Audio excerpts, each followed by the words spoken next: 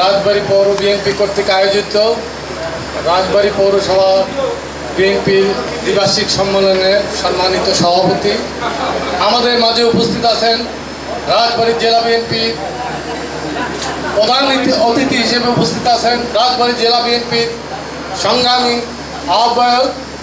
আমাদের মাঝে উপস্থিত আছেন রাজবাড়ী জেলা বিএনপির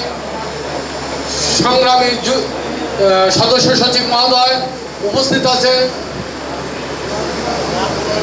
জেলা বিএনপির যুগ্ম আহ্বায়ক মহোদয় এবং বিভিন্ন উপজেলা থেকে আগত উপজেলা দলের সম্মানিত সভাপতি সদস্য